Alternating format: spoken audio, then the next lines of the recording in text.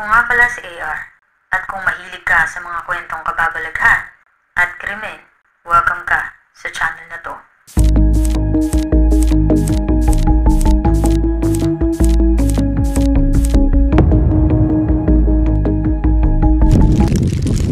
Malamang nakaramdam na din kayo ng kilig sa unang pakikipagkita sa taong akala mo ay siyang dawan para sa'yo. Isang simpleng pagkikita, isang bagong relasyon.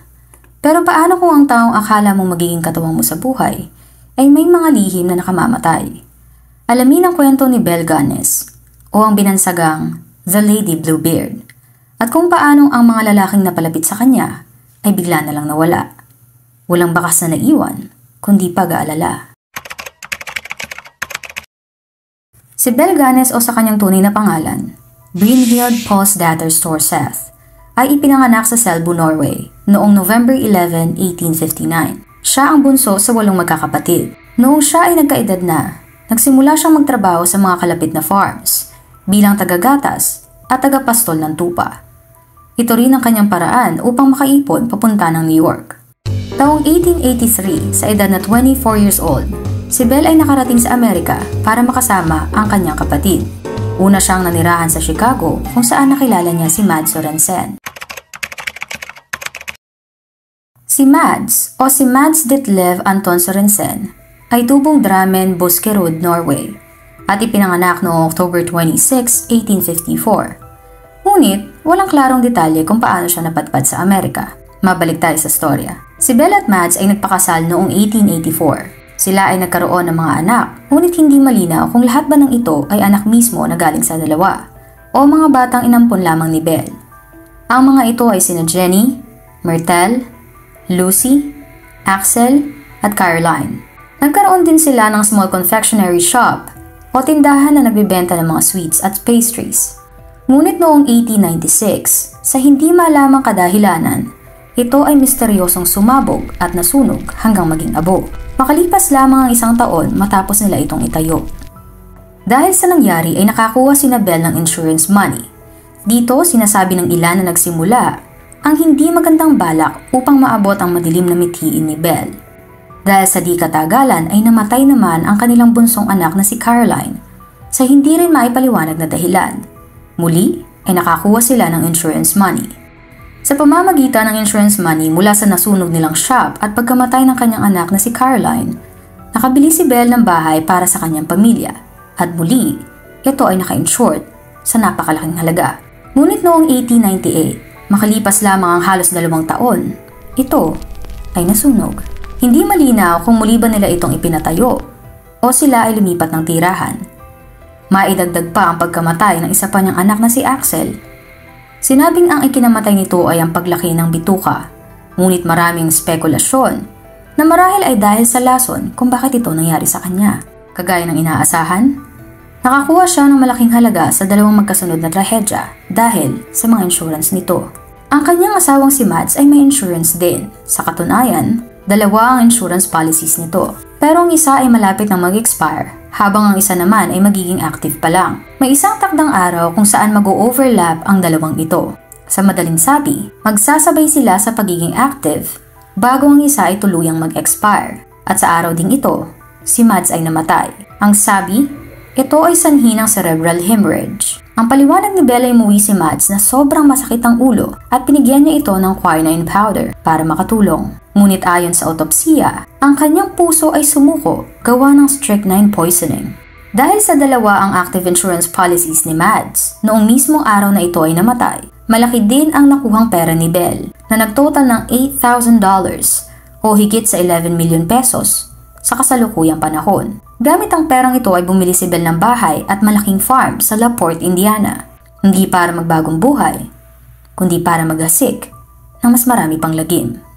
Sa kanyang paglipat ay makikilala niya si Peter Gunness. Si Peter ay isa ding Norwegian born. Siya ay isa ding byudo at may isang anak na babae na noon ay sanggol pa lamang. Siya ay isang batikang butcher o tagakatay ng baboy at meron din siyang mga alagang baboy. Sina Peter at Belle ay nagpakasal noong April 1, 1902. Makalipas ang ilang linggo, habang wala si Peter ay misteryosong namatay ang kanyang sanggol na anak. Sa paulit-ulit at hindi malamang rason, muli ay hindi napagbintangan si Belle. Ngunit noong December ng parehong taon na iyon, si Peter ay mamamatay. Ayon sa kanyang asawang si Belle, si Peter ay nabagsakan ng auger ng grinder sa kanyang ulo o yung spiral na metal na umiikot sa grinder para maitulak ang mga karne papunta sa mismong blade nito. Nangyari ito nang siya ay akmang may inaambot malapit sa stove at di umano nabanlian ito ng mainit na brine o yung tubig na may pangpalasa o minsan ay asin na ginagamit sa karne. Marahil ay nabangga ni Peter ang grinder sanhi ng pagkahulog ng auger nito. Dahil dito ay nabasag ang kanyang bungo na naging sanhi ng agaran nitong pagkamatay. Pero ang kwento niyang ito ay hindi pinaniwalaan ng mga tao. Hindi sila naniniwala na hindi maingat si Peter sa kanyang galaw. Gayong matagal na siya sa kanyang ginagawa at malamang sa malamang sanay na siya dito. Nireview ng otoridad ang kaso at idineklara na si Peter ay pinatay at hindi lang basta namatay. Dahil sa kakulangan ng ebidensya, nakumbinsi ni Belle ang mga investigador na muli wala siyang kasalanan dito, kaya't hindi man lang siya naakusahan o nabigyan ng kahit na ano. Sa pagkamatay na ito ng kanyang asawa ay nakakuha siyang muli ng insurance money. Dahil wala na namang asawa si Belle, ay nagsimula itong maglagay ng mga marriage advertisements. Dito ay kanyang iniyabang ang kanyang pamumuhay, magandang bahay, malawak at aktibong farm. Umaasa siyang makakabingwit ulit ng mga lalaki, hindi para makatuwang, kundi para mapagsamantalahan. Ang kanyang advertisement ay sinagot naman ng ilang kalalakihan. Matapos niyang maglabas nito ay nagkaroon siya ng mga manliligaw na willing siyang alagaan at bigyan ng pera. Mayroon ding ilan na naging interesadong makipagsosyo sa kanya sa pagpapatakbo ng kanyang farm. Kabilang na sa mga ito, sina Henry Garholt, na sumulat pa sa kanyang pamilya nang makarating sa Laporte.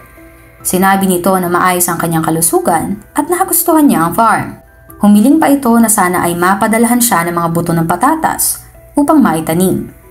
Ngunit, nang hindi na ito sumugot, sa mga sumunod na liham ay nag-alala na ang kanyang mga kamag-anak at kinontak si Belle. Sinabi ni Belle sa mga ito na umalis na si Henry at sumama sa mga horse traders papunta sa Chicago. At itinabi na lamang niya ang maleta at fur coat ni Henry. John Moe. Si John Moe ay nag-withdraw ng $1,000 na noon ay napakalaking halaga. Para saan? Upang ibigay kay Belle. Siya ay mawawala na parang bula matapos magpunta sa farm ni Belle, makalipas lamang ang 1 linggo. Nangyari din ang parehong kapalaran kina Peter Carlson, Ole Budsberg, Andrew Helgelien at iba pa. Isa pa sa hindi maipaliwanag na pagkawala ay ang hindi na pagpaparamdam ng kanyang anak na si Jenny, na sinabi niyang umalis para mag-aral sa ibang lugar. Ngunit, hindi na muli pang nakita kahit lumipas ang mga taon. Lahat ay para bang naaayon sa masasamang plano ni Belle. Pinagsususpetsahan man siya ng mga tao, ay hindi siya maakusahan dahil sa kawalan ng mga sapat na ebidensya. Ngunit, ang lahat ng ito ay nagtapos noong 1908 nang ang kanyang farmhouse ay biglang nasunog at naging abo na lang. Gaya ng sa ibang sakuna, dali-daling nagpuntahan ang mga rumisponde at ang mga otoridad upang imbestigahan ang nangyari. Ngunit sa pagpunta nila doon, ay hindi lang ang sunog na farmhouse ang kanilang natagpuan. Mga bangkay ang kanila ring naabutan. Sa nasunog na bahay ay may isang babae na walang ulo ang nakahiga sa malaabong sahig.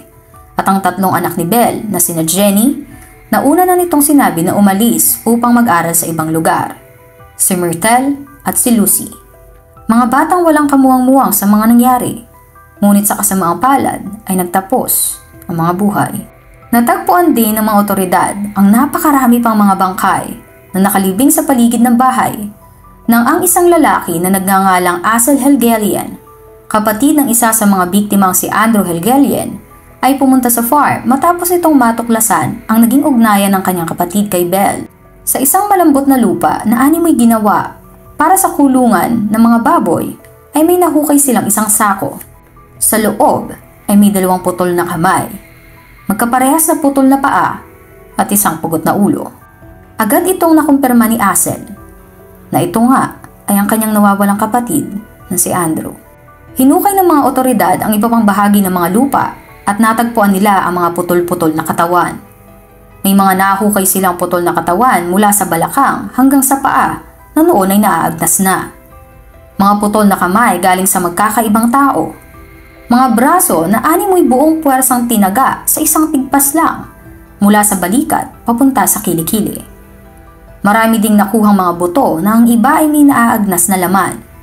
Inilarawan pa ng mga otoridad na ang mga laman daw ay parang mga jelly dahil halos dumulas na ito sa buto sa sobrang pagkalusaw. Bawat isang makita nila ay parang pare-parehong sinapit. Putol-putol ang katawan, tanggal ang mga braso mula sa balikat, ang manghihita ay may mga hati sa tuhod, at ang mga bungo ay basag na natagpo ang nakahiwalay sa mga bahagi ng mga katawan. 5 bangkay ang nahukay nila noong unang araw, at 6 naman ang sumunod. Ang mga ito ay nahukay sa iba't ibang bahagi ng farmhouse ni Belle. Meron sa bakuran sa likod, meron sa malalim na hukay, meron sa ilalim mismo ng sahig na kahoy, at ang naunang pugot na katawan ng babae at ang mga bata sa loob ng nasunog na bahay. Sa dami ng kanilang natuklasan, may isang napakahalagang katanungan ang kailangan masagot. Ayon sa investigasyon, sinasabing si Belle Ganes ay kasamang namatay sa sunog. Ito ay matapos nilang ma-identify na siya mismo ang pugot na babaeng kanilang unang nakita. Ito ang isang pinakamalaking dahilan kung bakit sa kabila ng karumal-dumal na pangyayari at nakakalungkot na sinapit ng mga kalalakihang ito ay napanatag pa rin ang puso at isip ng mga tao. Isang serial killer na walang awang pumapatay ng mga tao ang inabot ng sarili nitong karma. Pero may isang bagay ang hindi umaayon sa katotohanan. Ayon sa aking pananaliksik, si Belle ay idineklarang patay na, pero ayon sa doktor na nag-postmortem examine sa bangkay, sinabing ito ay 5 inches short, ay 55 pounds lighter than Belle. Ang ibig sabihin ay, mas mababa ito sa height at mas magaan ang timbang. Lumalabas lamang na malaki ang posibilidad na si Belle ay buhay pa. Ito ay nabakapan din ang testimonya ng isa sa mga naging kalaguyo at katulong ni Belle sa farm, si Ray Lamphere. Ito ay matapos na mahuli si Ray dahil siya ang naging main suspect sa pagkasunog ng farmhouse. Ayon sa kanya, nandilin lang si Belle ng mga kalalakihan gamit ang marriage advertisement nito upang pagnakawan at saka papatayin. Natakot umano si Belle sa banta ng isa sa mga biktima na hahanapin siya ng kanyang kapatid sa oras na mamatay ito.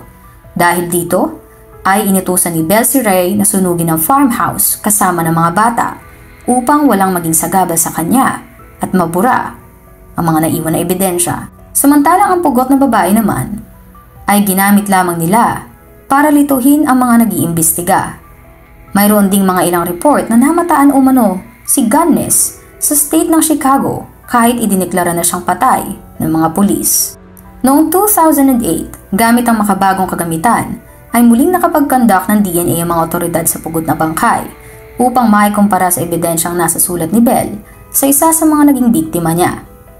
Ngunit sa kasamaang palad ay masyado ng luma ang sample kung kaya't hindi na ito nagawa ng maayos na pagsusuri. Matapos ang nangyari ay binansagan si Belle na The Lady Bluebeard na hinango sa kwento kung saan may isang nobleman na 6 na beses nagpakasal sa iba't ibang babae, ngunit ang lahat ng ito ay misteryosong nagkawala. Naging tourist attraction din ang farmhouse ni Belle. Dumadayo ang mga tao galing sa iba't ibang parte ng bansa upang makita ang mass graves at makakuha ng souvenir na siya ding ibinebenta doon. Nakakalungkot na isipin na sa mata ng mga pangkaraniwang tao, ito marahil ay tapos na. Pero sa mata at utak ng mga nakakaalam, kung totoo man ang confession ni Ray, malaki ang posibilidad na ang tinaguriang The Lady Bluebeard ay malamang na buhay pa ng mas matagal sa inaakala ng iba. Ano sa palagay mo? Si Belle nga kaya ay kasama sa mga namatay?